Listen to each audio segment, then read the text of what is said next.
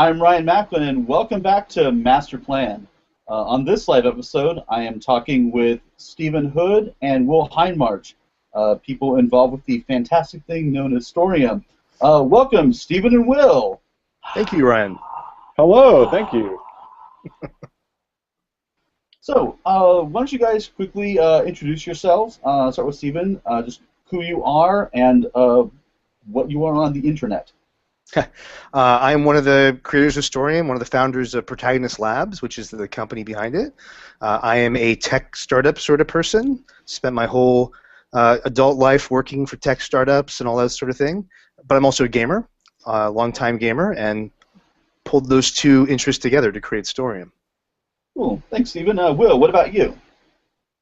I am a freelance writer and game designer by trade, and a long-time member of Protagonist Labs, and I get to have the swanky title right now of lead designer and game designer, of lead writer and game designer for Storium.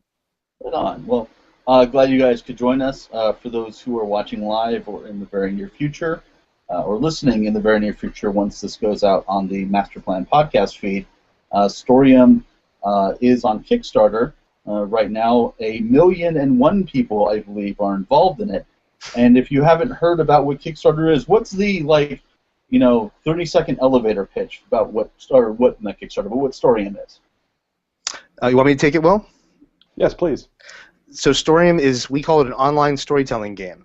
It is a web-based game that you play with your friends in which you tell stories together. And it works by turning creative writing into a game, by bringing to the table mechanics that are inspired by a variety of forms, including tabletop role-playing games, story games, card games, video games, interactive fiction, improv, and more. So with this this thing that you described, which sounds very big, very high concept, it's easy to imagine a lot of different sorts of games out of it. Design-wise, what is Storium? Will? Oh, that's interesting.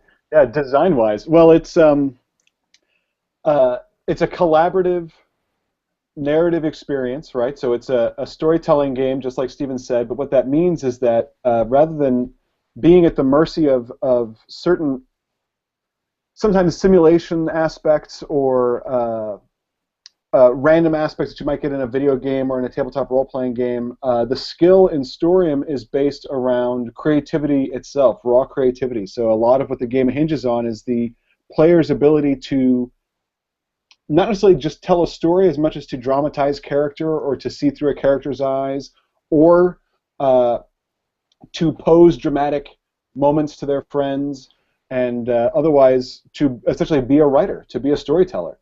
So it doesn't distract from anything that is narrative with anything that is not narrative. Everything in the game points back to that storytelling experience in a very intentional and, in some cases, and this is where I feel like I can say elegant way, because I didn't design the UI, and I think the UI is really elegant, and so I don't have to take credit for that. I can point that back to Stephen and our engineer Josh Whiting, who did just stellar work engineering and building the site too. So because it has that user interface and that user experience that some story games and tabletop RPGs only get through their character sheets and through their books, Storium has a great experience that it can create for all the users in the way that we interact. And sometimes it draws attention to itself as necessary, and sometimes it falls away, and all you see is the game and the story that you've created with your friends. And that's two different directions in design that come back to the fact that what it's about is the story that you're telling and the world that you're exploring through play. And one more question to kind of get the touchstone set up. Storium is both a game system and an application sort of merged together. What does a particular unit or like a little bit of play of Storium work? Like how does that work if I was to say have a scene with the two of you gentlemen? Do you mean like procedurally? Like how does it actually like procedurally, like things like with the cards and stuff like that. As a disclaimer, anybody who doesn't know already, I'm a big Storium fan, and I was one of these stretch goals that's now unlocked for Storium. As again, with so many other people. Right now, Robin Laws is on the block for being unlocked, and we'll see what happens after the interview is over. Maybe that's not even true. Maybe he's done. Maybe he's good. But yeah, so with the so the unit of play procedurally. So the sort of most atomic unit of play in Storium is the move or the turn, is one player's input into the fiction. And there's a narrator who is sort of who starts the game and is the catalyst for play, and has the initial kind of narrative push that gets the story going and frames the scene, which is the next largest unit of play, is the scene. But between them, where the scene connects to the turn, is essentially hinges on challenges, and the challenges are where the cards come into play. So what you have, in other words, is on my turn, what I would do is I would select cards that describe in various ways how my character interacts with the game world, and I would play them on challenges that were posed by the narrator. And I'll use Star Wars examples because I just have a habit of doing that. So for example, let's say that I, as the narrator, posed a challenge that was Darth Vader wants to cut off my hand. Spoiler alert. And so I can't necessarily say how that's going to turn out because I don't know what the players will do over the course of the scene that we're playing out. But in my move, I might take a strength or a weakness card that describes what my character can do and what my character is good at. And let's say that I'm Luke Skywalker and I have a young Jedi or Jedi Knight strength that describes the fact that my character is a duelist with a lightsaber, and I play it on Vader. That would suggest that this particular challenge in the scene is going to go towards a strong outcome because I played a strong card on it. And the challenge has a strength or a weakness condition, so that if the scene turns out in a strong way, it asks certain questions of the player, or it implies certain outcomes to the player, that the player then would narrate themselves, saying, well, I fight Vader back to the edge of the cliff and I cut off his hand, and take that, Darth Vader. Or if it's a weak outcome, because I played weak cards on the challenge, or because other players participating in the scene with me played more weak outcomes on that challenge than strong, then the player who completed the challenge would write the weak outcome and say, well, sorry, Luke, I think you're going to give up and jump to your escape, and not necessarily a dramatic death at the bottom of Bespin, and write that into a situation that pushes the story forward. And so on in the next scene, I, as the narrator, might devise the challenge, escape from the weather vane on the bottom of Bespin, and then that might go either of two directions. And so that play cycle, that loop of play, which is the challenge is posed, players drive the challenge towards strength or weakness, and then that outcome, that strong outcome or that weak outcome, inspires a new scene or a new challenge, is the gameplay loop at the heart of Storium that is always asking the dramatic question and then ideally creating results that are simultaneously surprising and satisfying. And then from there, you've got additional layers where the card economy feeds into itself to cause changes in characters, and you have larger bits where you have scene breaks that sort of reset the action, reset the flow, and things like that. Is there anything else sort of on the top of your head that you think would be good for sort of setting the platform for our conversation? I would big add important. maybe, Oh yeah. Sorry. Well, I'll just say one thing, that one of the things go that Storium does is a lot of the mechanics that we have relate to the flow of play in that it is an asynchronous game. So we designed the game specifically around the fact that you're probably playing it not at the same time as other people quite often. You're playing it across time and space, time zones, and so forth. And also there's ebb and flow in your pace of play because life happens. Right? Someone goes away on vacation for a week, and how do we deal with that in the game? Or somebody just got busy for a few days and couldn't check in. So there's a lot of work that's gone into Storium and will continue to go into it. They'll be further refined around the logistics of play, helping you keep a game going, helping it be robust in the face of life, which happens. Cool. All right, so because it's a live show, I will take some questions. I have the Q&A thing up on the Google Hangout event page. I have no idea how that works. When someone poses a question, I guess I'll figure it out. And also, I've tweeted a a bit with a hashtag MP Storium, as in Master Plan Storium, I will be able to find questions there. But let me go ahead and kick off here with the first question I've got, and I also took some beforehand. So, where did the game design for Storium begin? It seems to have an unusual pedigree as a diceless cooperative online game. It has all sorts of different, like if you ran a fraternity test in a lot of games, a lot of people would come up, yes. Yeah, it definitely has a lot of influences, that's for sure. Yeah. I mean, it's one of those things, right? That to design a game like Storium and like deny the influences that are affecting the way you're designing and the way you're playing these games anyway, whether it's from story games or from forum RP, from video games, or just the lessons we've learned from writing fiction, right? To deny those influences would be folly. And so the trick actually was managing them in such a fashion that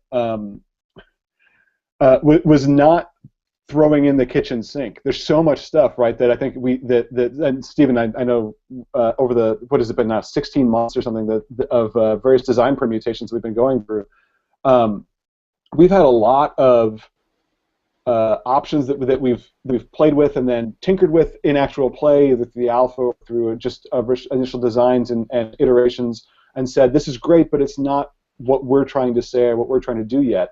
There's so many ways to try to do something like this, and what we didn't want it to do was be we wanted it to say something specific about how narrative works, and we wanted it to be able to teach and respond at the same time. And so I guess what I want to say here in particular is that while there are a lot of influences in Storium, everything from games like Fiasco and Microscope to, like Stephen mentioned, improv games,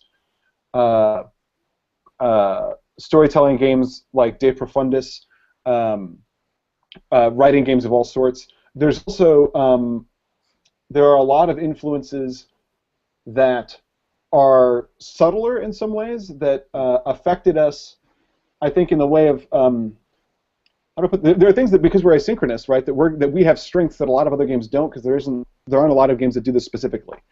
And so there are things that, like, we would love to have been able to do if Storium had been a LARP, or if Storium had been a tabletop game, or if it were a video game with a console.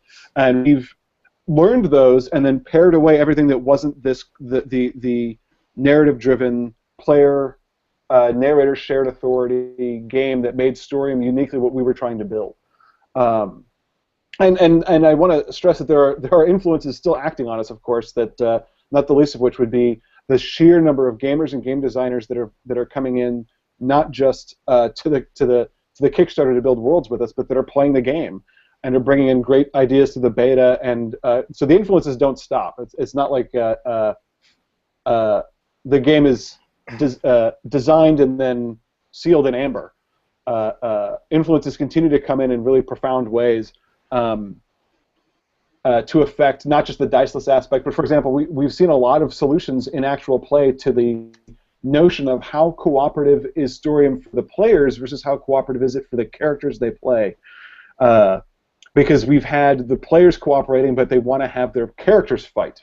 And so we're still learning and auditioning various ways to do that, and that's a combination of inspirations and influences from the games that we love and from the players that are in our beta that are wowing us every day. So that's like a much meatier than I think I might have been expecting, but it's you, so I perhaps should have been expecting something very poetic and yeah. Okay, hang on. So normally in a non-live episode, I actually pause in between questions when I get an answer like that, where I'm trying to figure out where, like, the next hook is. Way to go, Will! You broke him. Yeah, thanks, Will. All right, so where's my mic? I gotta drop it. Here you go. Anyway, so because this will not at all translate into the audio or final version, let's cut that.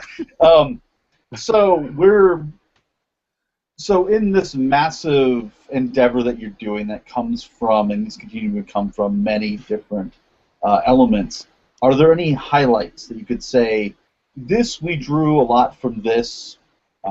Anything in particular you could point to that would maybe show people what you were thinking about in the early stages of its design? Definitely. One of the ones is, I mean, for narrative structure that doesn't prescribe so much. I mean, certainly Fiasco is a big influence, just in the sense of uh, it has an act and scene structure that is very organic and very understandable, without being wishy-washy. You know when a scene happens, you know what it's about, you know when it's over. And it has certain play rituals that really were informative to me, but it was also, for me, there was a distinct sense of not just trying to, like, I didn't want to just go to Bully Pulpit and say, can we do an electronic version of Fiasco? Because our game isn't geared towards cultivating the same kind of genre stories that Fiasco is. We wanted a broader sense, and because we had things that we wanted to express, and I don't want to just say things that we wanted to say. We had questions we wanted to ask about narrative, and that we think are great repeat questions that storytellers can answer over and over again in lots of dramatic ways. So Fiasco was certainly in there. Once we hit off on the idea of having cards, we obviously were influenced by games like Once Upon a Time, but also Gloom, which is a game in which you can play it for the story and you can play it for the gameplay. But then so Stephen, how much do you think I can talk about the alpha? Talk about all you want. All right, great. You know, I'll ask you if you don't talk about it. Tell me about the alpha. Well, this is my way of making sure I get asked about it.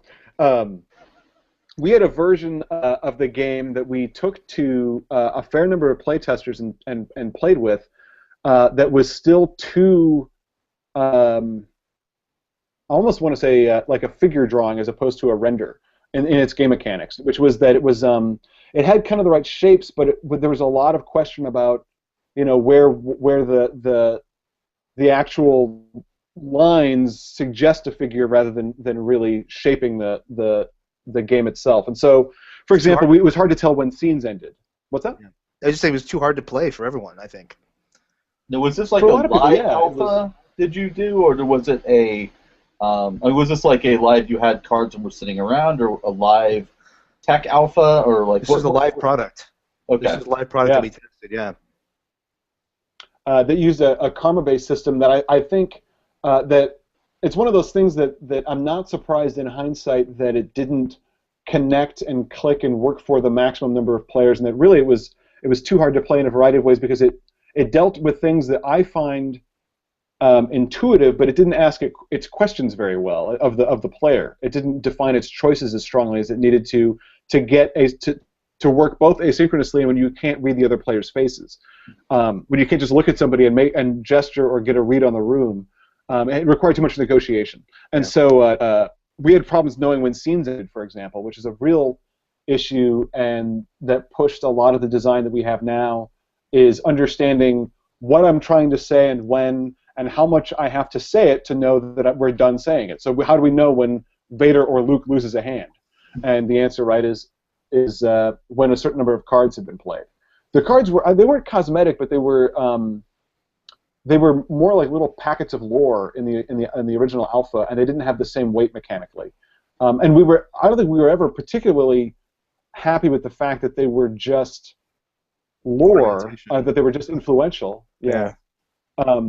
But there's a real question, I think, of to me at least, the alpha was the encouraging factor, and was a half a game that influenced me to say more and ask more well-formed questions of the players, that I don't think Storium would be the game it is right now if we hadn't taken that alpha to alpha, if we hadn't gone ahead and tested it and put it in front of a lot of people and heard that feedback. We've often said ourselves kind of internally that, you know, Storium is trying to find a magic spot on the spectrum that goes from free-form narrative, like free writing, to highly gamified, like mechanic-driven, mechanical play, right? And somewhere in the middle there, we feel like is where the magic is. And I think with the alpha, what we realized is we started too far towards the fiction side. There wasn't enough game there, actually, and you needed more structure. You needed it not only to help people know when it was their turn and what was at stake, but also you needed creative constraint. because the blank page was still too big and too blank in those early versions. And so the cards have allowed us to shrink that blank page down into a series of small boxes, where every time you're writing in Storium, you're coming into it with context now, because the cards give you context about what your agency is, what's going on, and what your possibilities are. And there's still an infinite number of things you can write in that box, but the job of doing it is much easier now. And the first alpha, it was much more wide open. The cards didn't mechanically help you with that problem, and that was a really interesting discovery. Let me ask then. So you mentioned that there's a karma system which we don't see in Storium right now, and you say that the cards work differently. How did that karma system work, and how did the cards work then? Well, the karma system actually directly informs the way the cards work now. The cards sort of are a descendant of that karma system, but the way it worked was that you would gain and lose karma points based on actions that you took, based on successes or failures or strong plays or weak plays that you made. And so you would earn karma by having your character experience setbacks or defeats, and then you would spend it in the fiction and in the game to earn successes and victories. But it didn't map easily enough to the fiction, if I can use that term, to the prose, right? Was that you would write so some people would come in and write their prose or write their fiction and then be like, I don't know how much karma that's really worth, like how much should I have to spend for that? And so it had that negotiation aspect that doesn't work asynchronously very well. Right. And then the cards were influencing what you were up to when they were describing characters, but they weren't expressive in the way they are in Storium right now. And then in Storium, each card is worth a point essentially, and it's very clear that if I need 5 strong cards to complete the Lord Vader challenge, and I need more of them to be strong to have it turn out in a strong way, then I know that's 3 strengths, and I know that each strength represents an aspect of my character, and what my character is good at, or if it's a goal, what they're pursuing, and so forth. Whereas the cards in the old system were visually very similar and highly descriptive, they weren't anchored to the mechanics in the same way that they are now. Yeah. And so whether or not you played a card didn't feel as essential in any given move the way they feel now. And you also never lost them, right? They were this infinite quantity. Like, you got them back after the move, and so there was no cost in using them. There's no reason not to use them, so therefore they had no purpose or meaning. Yeah, I definitely see the fiasco influence in the cards now, where you have the finite number of cards that allow you to have a strong or a weak outcome, and then but also cards that sort of are neutral but still color the story and still fill in elements. And what it sounds like the karma system before makes me think about fate points in Fate as if you didn't start with any, which is much easier to do if you immediately do have somebody negotiating. Yeah, that is worth a compel. Here's a fate point. But now I can see how that would be an issue asynchronously. Yeah. Okay, so I've got some questions on the side, and I've got some other questions on my list. So I'm going to get to one of the ones here that's sort of relevant to what we're talking about right now, which is, did you play test with paper? We did, actually. Yeah, we absolutely did. In fact, I think some of the most exciting moments in this entire project were done that way, and some of them were done in person, but because we're geographically distributed, we're rarely all together in the same place. So we actually, when we actually came up with the idea for how cards work today, or the roots of it, there was this awesome, I'm sure you remember this, Will, there's this awesome thing where we set up a Google Hangout with the 3 of us, Will, Josh, and I, and we set up a Google Docs drawing document. And I drew a little stencil-like templates of the cards, and we actually had a virtual tabletop, and we played in real time together instead of writing, just talking. And literally, I would move the cards around as people talked about what they were doing, and we simulated the play that way, essentially in a paper way. And it was incredibly exciting because we instantly saw the problems with the current thinking, and we instantly saw the excitement, I think, all of us felt that this was like a big difference from what we had before and was going to be something big. So, well, I'm going to ask another question that you guys have actually been asked quite a bit, which is about other elements of play, notably people who do feature requests asking for randomization for dice rolls, for things like that. It seems like there isn't a place in Storium where that fits that actually still makes it feel like Storium. So is that ever something you did consider? Is that something you're considering now? Where does that sort of live in Storium's storyverse? When we were early on talking about that spectrum from free writing to strict game style play, I mapped out a bunch of different features that exist on that spectrum. And for me, the dice are so far down towards. There's a nice broad swath they cover on the game end, but they kind of cluster down towards the game end of the spectrum. That for a long time, my thought was something like, oh yeah, and then maybe somewhere down the line we can get to that. But my feeling, since we've arrived at the mechanics that are actually make Storium are that the decisions that you make as a Storium player should be as close to the decisions that you make as a storyteller as possible. And short of having somebody flipping a coin on their end of the computer to decide if they're going to go for a strong or a weak outcome, I don't know that supporting randomness is going to feel like Storium and is going to ask the questions that we want to ask to maximize the narrative potential of the game. I mean, to me, it's essentially it's for what Storium does and what it asks, the role it asks the player to take, which is that you're playing the showrunner, or you're playing the staff writer, or you're playing the novelist, or you're playing the screenwriter, or whatever it is. It would almost let you off the hook to be able to roll the dice for that. So to me, it's I don't want to go so far as to say that it's antithetical, because I don't want to close off the possibility that inspiration will strike, or that we will get some great idea in the next 18 or 24 or 36 months or something that tells us that there's a great place for that.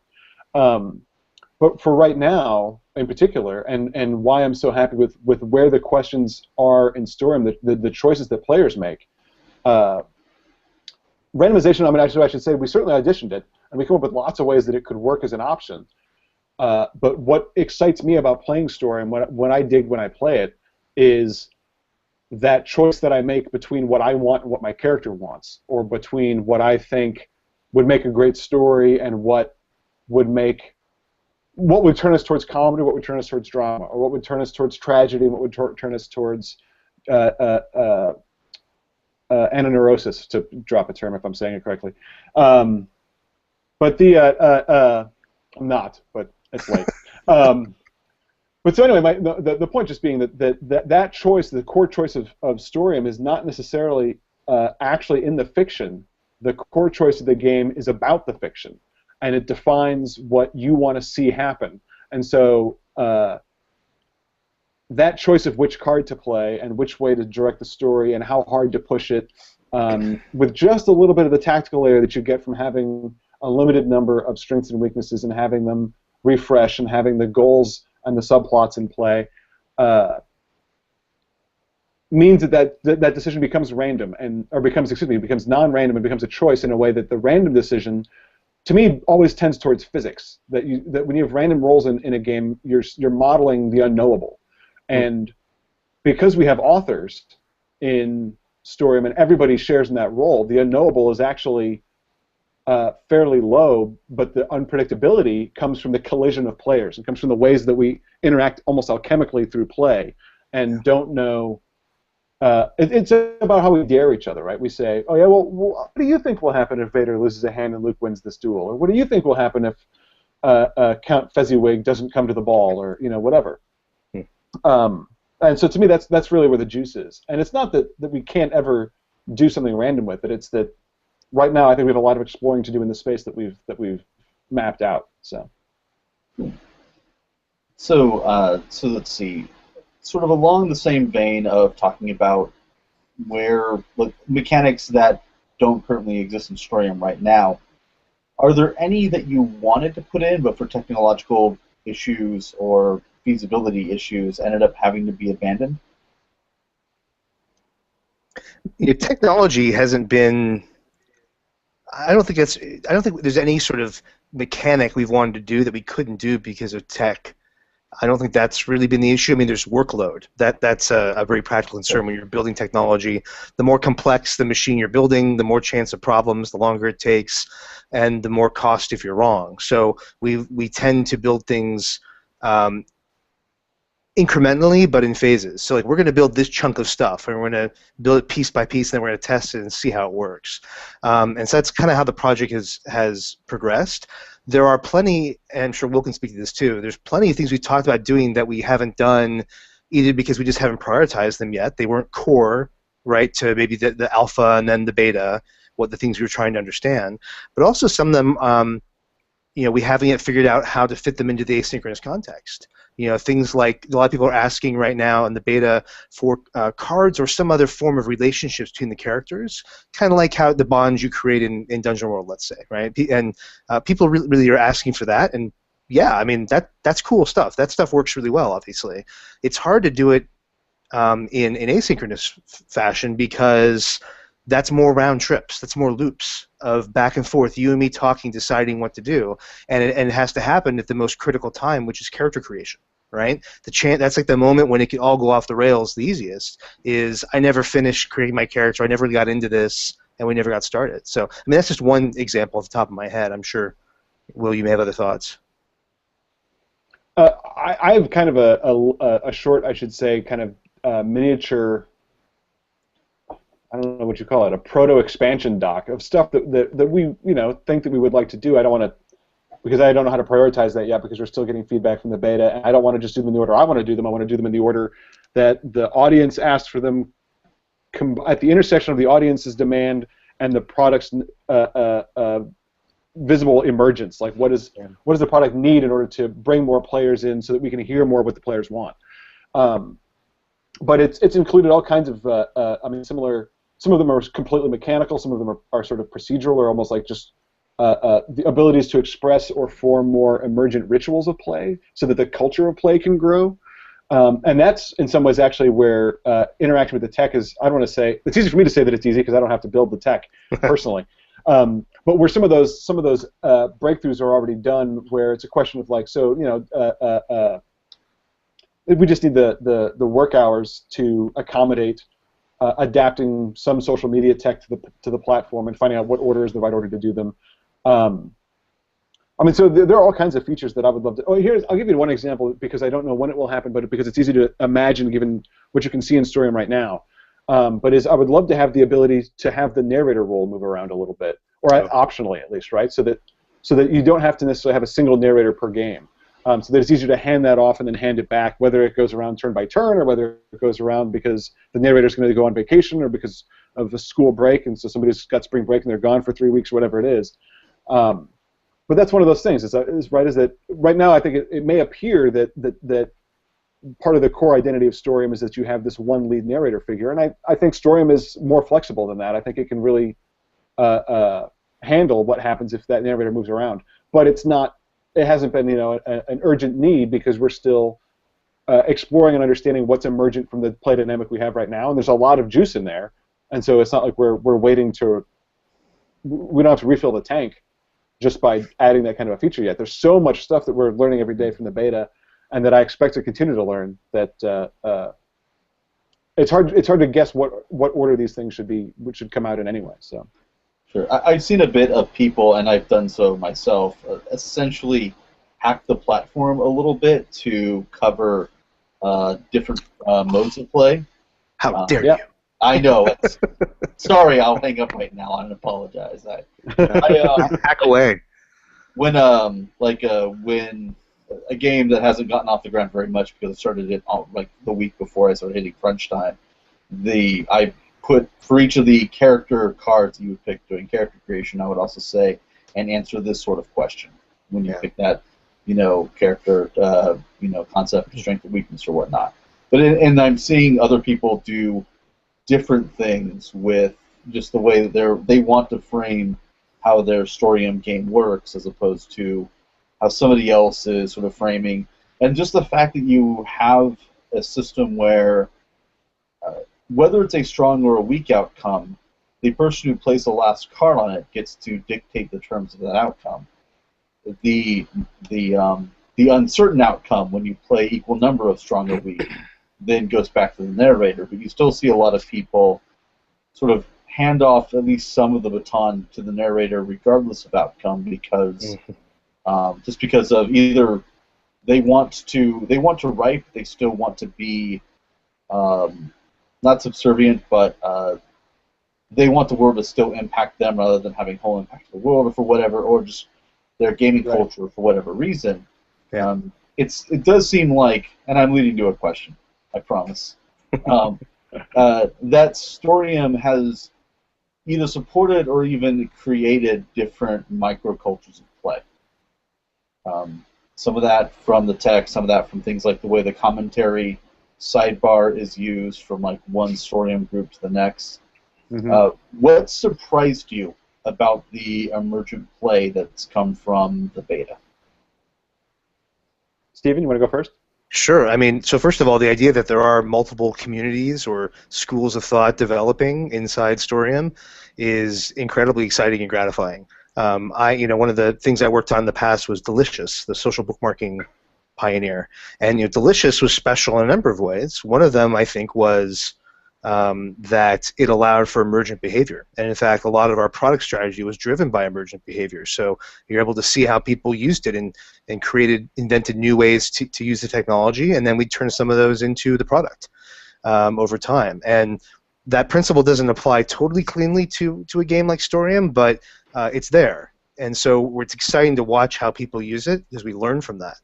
And Storium isn't done. Far from it. So the alpha, we did 2 different alphas actually. We're doing this beta now with the Kickstarter audience. We're learning a lot from it, and we're going to respond to it. I guess I would say for me, the most interesting thing and surprising thing is the degree to which most people have taken up the challenge of Storium, which is that as a player, I have agency. Like, I'm not just here with the DM telling me what to do. I can win the conch, and I can take the reins and tell part of the story. And it's really gratifying and exciting how many people seem to be doing that. Some people don't, and I think the old habits die hard. Frankly, it's really it's not something you're used to in most games. And I'm really gratified that people seem to be doing it a lot. I know that when I play, those are the moments that I love the most. When I play that final card, and it says the challenge is complete, and I see the prompt that says, all right, here's your strong outcome. Here's what happens. Tell us how it goes down. And I'm like, let's do this, So other people seem to be doing that too. It makes me really happy. So that sort of, I think, brings up an interesting element of the game where you're rewarded for essentially for the early part of a challenge because you're setting the tone of, yeah, you know what, this is just going to be a weak challenge. If you want it to not be weak, you're going to have to fight for it. And in the later part of it, where it's the last card down is, and now I have the narration rights. Or if you end up playing it so that it's a uncertain outcome, then you're saying no, none of us do. Screw it. It's all back to the narrator. None of us win if I can't win, or what have you. Why? What drove you to the last card played as narration rights element? What was that, Will? Part of that was I feel like because I actually resisted it. I fought against it for a little bit just in my own design docs over here, and I came back to it from a couple of different directions, which is why I thought I would pitch it back to Stephen and Josh and see how that played. And we tried it in the mock paper game that we did. And the game that we played in Google Hangouts. And part of that is because I wanted to not front load the process so that whoever got there first had all the authority, right? Because it's asynchronous. So I wanted to be that weight at both ends, and part of that is setting the tone, and part of that is getting to write the outcome. And part of it also that's interesting to me is because that's in part logistically when we know what the outcome is, and so what's the point of creating another artificial delay between when that last card is played and when the outcome is written? And so the stakes, the prompts that determine what happens in the outcomes that say who loses a hand, or the dinosaur hurts somebody, who's wounded, or whatever, those kind of prompts allow influence on that outcome from both the narrator or from the world builder, but prior to that outcome being written.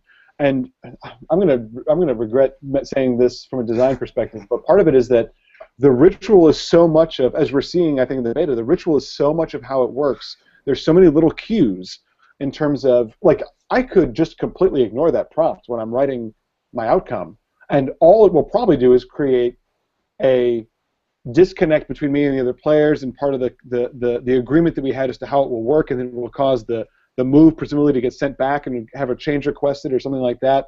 But every once in a while, you never know. I could diverge completely from what the prompt is and write something that everybody stands up and applauds and loves, and they're like, no, that's great, good call. That option is there, and that's part of the emergent play that we're seeing in the cultures. Like, when somebody kicks it back to the narrator and the narrator says, no, even though this is a moderate outcome, I'm going to ask for some input from you guys, and whether that happens, whether the narrator asks for that through the commentary or through an email or whatever it is, or punts it back and says, you know what, you played that last card, I want you to show me what the inconclusive outcome is. And you can do that because you can make another move. The narrator could have you write a move without a card. All those little edge cases and all those little moments that you have things that somebody can say, that you can coordinate who's going to play the last card in commentary, or that you can change the consequences of a little bit of a card. Like, you could just say, okay, you know what, for example, I had a scene in a story that I was running in Storium where I played two different challenges, but I made it clear that they shouldn't do both. The question was, do you jump off the cliff or do you fight a dinosaur? And they all chose to jump off a cliff rather than fight a dinosaur. I don't think, I mean, at this point in this particular adventure, I don't think I had yet. Spoiler, it's a dinosaur. Yeah. But it was, some could do one, you could play cards on one challenge or the other. That's not what the system was specifically designed to do, but I wanted to see how it would handle, and we described it through commentary. And so we just let the other challenge just be dead. We just didn't play cards on it. We didn't write about it. The system doesn't fly apart. The point economy doesn't fall apart. So we just ended the scene and moved on. Once we had our conclusion to that one challenge, that was the conclusion. Everybody jumped off the cliff, and some people got hurt and some people didn't.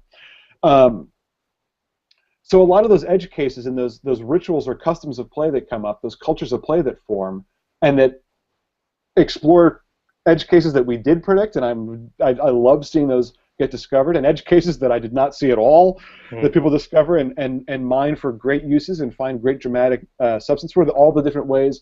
I kind of pushed on PvP for a little bit. I had several different options in mind, and watching the ones that are working and how players can interact in the existing architecture to handle PvP, whether it's literally PvP or just a competitive pursuit of different challenges or outcomes, is what makes the emergent play of Storium really exciting. And it's just like you're saying, Stephen, right? It's the stuff that we didn't necessarily see coming, but that is developed because the enthusiasm people bring to it and the ability to bend and twist the game system in exciting ways, so that to find out that it is more limber than we expected, and that it is not fragile, is probably my favorite thing about the alpha and the beta process, is seeing people express themselves using these tools and using the Storium as a language in ways that we may not have predicted. Everything went better than expected. That's right. As the phrase goes. Did we blow your mind, Ryan? I've got, so I have, well, we've actually got a lot of questions. It's Will, of course. What does that mean? Admittedly, I have, a designer crush on Will. So, what does that mean? What did Will? You said it's Will. I don't know what that means. All right. Anyway, so enough inside baseball here. I have many questions. We've got time for one or two more, so I'm going to ask one, which is. So the one that I've got here, which I think has got, which I think is neat, is how tweakable will the card mechanics be in the final version?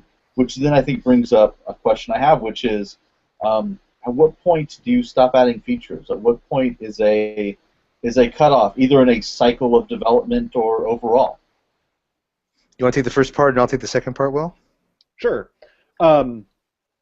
To answer, and I'll be as quick as I can here, and I can actually be pretty quick. To answer the tweakable version of the card mechanics, if you go back to the spectrum with free writing at one end and gameplay on the other, in the long run, I have a hope on no particular timetable, but I have a hope that they will be considerably tweakable, by which I mean different Storium games will be able to handle those cards in slightly different ways. That I could have a game of Storium that runs just like it does right now, and somebody else could launch a game of Storium that turns off some of the gameplay in favor of more free writing, but still uses all the inherent architecture. So in the long run, I think they will be highly tweakable. I think you'll find a lot of ability to customize Storium to the kind of game that you want to, the kind of Storium game that you want to play, without it being systemless per se, or without it being supporting every system or anything like that. It will always be Storium. But it's really, again, a question of how many work hours I think we can have in the team over a period of time. And this is where I hand off to Stephen, is by saying, when do we stop adding features, Stephen? Right? When is Storium done? Storium is never done. That's right. Storium is never done. I mean, this is a product that is alive, right? It's not a book that gets published and downloaded or put on a shelf and then gets updated through editions, right, or revisions. This is a constantly evolving, changing thing. So the product has changed, and there's that word, by the way. You see, my bias and my background talking about products as opposed to games. Storium is more than just a game. A game is the key part of why it exists, but the larger framework of it is a product, in that it has social architecture around it. It has content that gets managed, all these worlds we have, we're kickstarting, that people will be able to create their own, almost like an app store of fictional play sets. So there's a lot of infrastructure around that, and ultimately that means that the work is never done, that it's constantly changing and growing over time, just like, name any online product you use that is vibrant and alive and trafficked. It's changing. That said, I think it's in our interest to get to some sort of something approaching stasis for the mechanics, at least for a little while, simply because the core of it needs to take shape enough that we can finish the stuff around it, right? And so I have a feeling that's what's going to happen after the Kickstarter is, first thing I'm going to do is drink some bourbon and collapse. And then when I wake in the year 2015, just kidding, what we're going to do is, as a team, we're going to go through all the feedback we're getting, which is prodigious. There's been hundreds and hundreds of pieces of feedback and votes on our built-in system, and there have been hundreds of comments on the Kickstarter itself, and we're looking at all of them. So we're going to go in and analyze the feedback, we're going to look at the actual gameplay, and we're going to make a game plan for what we want to change with the core gameplay mechanics over the coming months. And we're going to try to get that solid, and we're going to actually release an updated test that we're going to call the Gamma test. And so everyone who's an alpha tester, everyone who's a Kickstarter backer will be able to try the Gamma test too. And that will have like new and improved mechanics. That'll be the main focus of it. And hopefully we're going to get that to a point of stability where then we can move on to the other stuff. So we've got a goal coming up here, which is to add more social framework, social interaction capability to Storium. And we've got to build all the functions around worlds, building worlds, sharing worlds, starting games from worlds, pulling worlds out of games after they've been played. There's all this stuff we got to build. So that's going to go on, and the goal is to get to a public launch around November. But then the work's still not finished. We want to localize it for other languages. We want to build cool interactive art features and all kinds of stuff. So it's going to be an ongoing process. And frankly, the whole idea here is that we want to be working on this for a very long time because we really enjoy it. So there were a lot of great questions. Some of them not design focused, but more publishing or sort of product focused. That folks who asked it, I totally encourage you to ask Stephen and Will these questions here. I, of course, as my right as the host of Master Plan, one final question for you, gentlemen. So, Stephen, Will, what are your master plans? You first, Will. My master plan is to write one of everything. Collect them all. That's right.